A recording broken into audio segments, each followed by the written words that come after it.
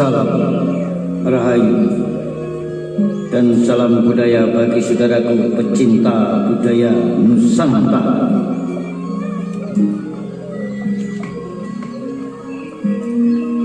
Mari kita simak dan menikmati kembali lanjutan kisah legenda Penangsang dalam Kidung Tahta Asmara karya Nasirun Purwokarto.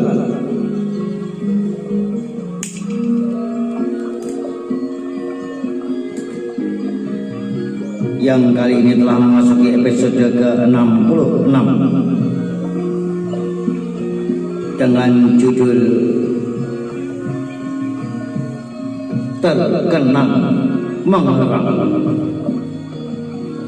Saudara, di episode yang lalu telah dikisahkan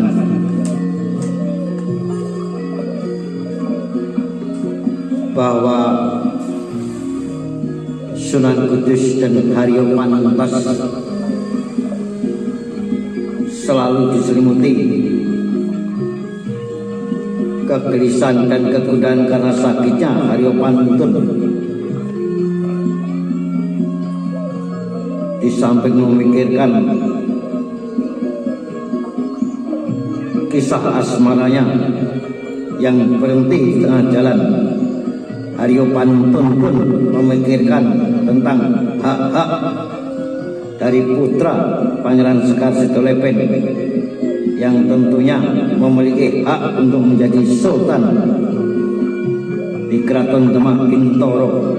Utamanya Haryo Panentun ingin memperjuangkan hak kakak sulungnya Adipati di Pangkalan Haryo Penangsang.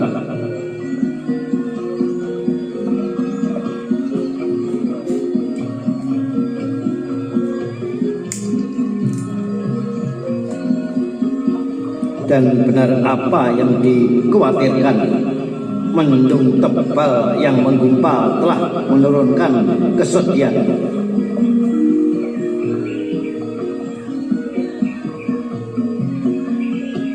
Penangsang dituduh menyuruh membunuh Romo Trenggono.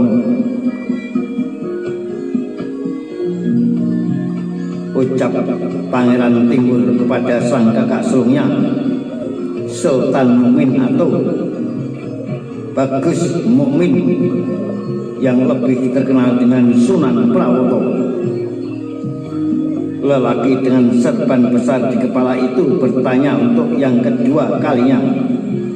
Ada kekagetan yang tiba-tiba membuat wajahnya berubah pucat, seolah masih tak percaya dengan kabar yang baru saja didengar dari adiknya tersebut. Pangeran Timur pun mengulang ucapannya. Demikianlah kabar yang beredar, Kang Mas Sultan, tegas Pangeran Timur. Lalu adik bungsu Sultan Mukmin itu pun menceritakan semuanya. Berikut berita terbaru yang datang dari Pajang bahwa Mas Karepet telah mengumpulkan banyak bukti dan saksi yang membenarkan tuduhan terhadap Haryo Penangsang.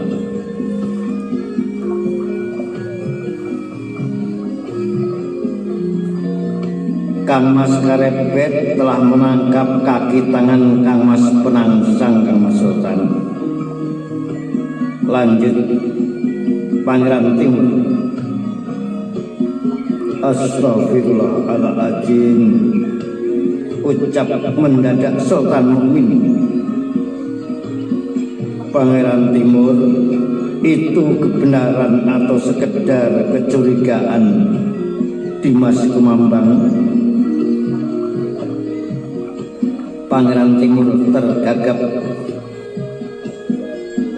Punten dalam sewu Kang Mas Sultan, saya baru mendengar saja dari Pamanda Pamekasan karena Kang Mas Karepet yang telah melaporkannya. Demikian ucap Pangeran Timur atau Mas Kumambang kepada kakak sulungnya Sultan Mukmin. Dan Dimas Kumambang sendiri belum pernah bertanya langsung kepada Dimas Karepet. Tanya Sultan Mukmin, "Belum Kang Mas," jawab Pangeran Timur. Lalu dari mana Dimas tahu kalau itu kebenaran? Tanya Sultan Mukmin kepada Pangeran Timur. Dan Pangeran Timur langsung terbungkam. Namun dalam benaknya dicekam kecamuk kebenaran dan penasaran. Pemuda itu tidak menyangka bahwa ceritanya tersebut justru akan mendapatkan tentangan dari kakaknya. Padahal dari kabar pertama yang ia dengar, Sultan Mukmin lah yang telah mengucapkan ungkap yang kemudian membuatnya geger kasentang. Lalu dari mana kabar itu berasal, Kumambang? Bukankah tidak ada asap kalau tidak ada api?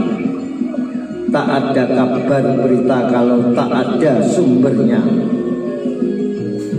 Tanya Sultan Mukmin kepada adik bungsunya, Pangeran Timur.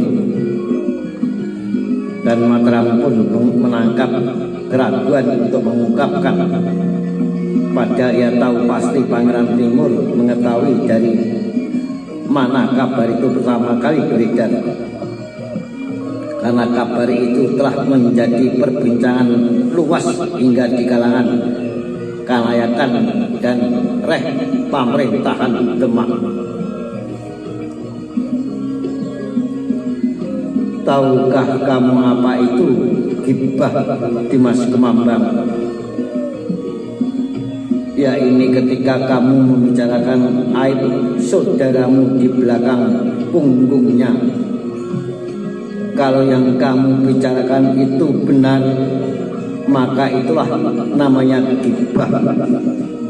Sedangkan kalau kabar itu tidak benar, maka itulah fitnah. Demikian penegasan Sultan Mukmin kepada Pangeran Timur atau Mas Kumambang. Dan setelah panjang lebar Sultan Mukmin menjelaskan, Pangeran Timur mendongakkan pandangan. Wajahnya yang tertekuk dan tertunduk menekuri guratan meja marmer putih mulai ditegakkan. Punten dalam sewu Kang Mas Sultan, ucap Pangeran Timur. Kemudian dengan sangat perlahan, "Saya mohon maaf kalau apa yang saya ucapkan nanti salah atau membuat Kang Mas tidak berkenan." Demikian harap Pangeran Timur kepada kakaknya Sultan Mukmin. Dan Sultan Mukmin pun mengangguk seakan menjadi jawaban, sekaligus mempersilahkan Pangeran Timur untuk melanjutkan ucapannya, meneruskan jawaban yang telah ditunggunya.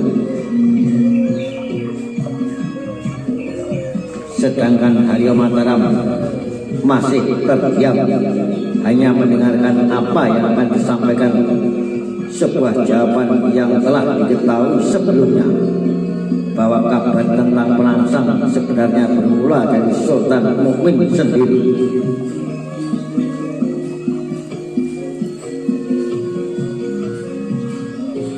Kabar itu dari saya, Dimas.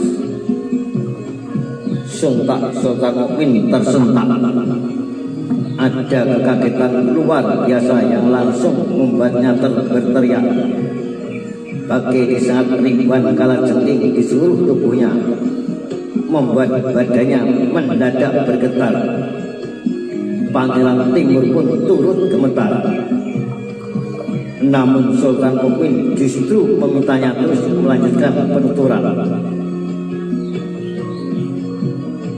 Dan Haryo Mataram pun menyimak sambil memperhatikan wajah Sultan Mukmin yang mendadak memerah. Dadanya yang ringkih dipegang dengan kedua tangannya. Keringat mulai muncul dari dahi dan tengkuknya, membasahi ujung serban dan jubah bagian lehernya.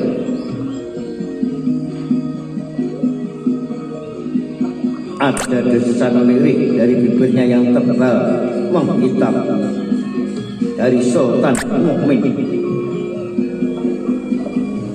Astagfirullahaladzim. Desisnya sambil beristighfar. Sultan Mukmin mendengar kabar dari Pangeran Timur, namun Pangeran Timur tak melihatnya karena terus bercerita tentang menundukkan kepala, menceritakan tentang awal mula kabar itu mulai beredar. Dan dia baru menyadari ketika selesai bercerita bahwa sejak lama Sultan Mukmin tengah tersengal-sengal napasnya,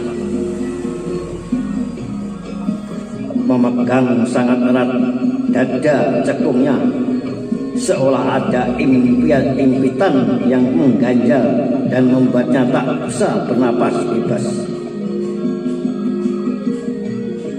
Nuwun sewu Kang Mas Sultan, ucap Pangeran Timur melihat kakaknya tengah mengerjap-ngerjap sambil matanya membeliak.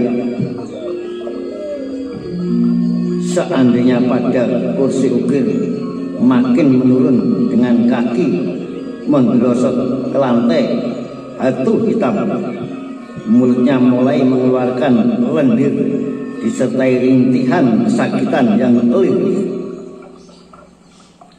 Pangeran Timur panik, demikian juga Aryo Mataram.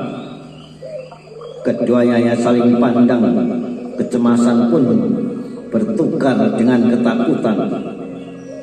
Mereka tak menyangka Sultan Mukmin mendadak seperti orang kehabisan napas.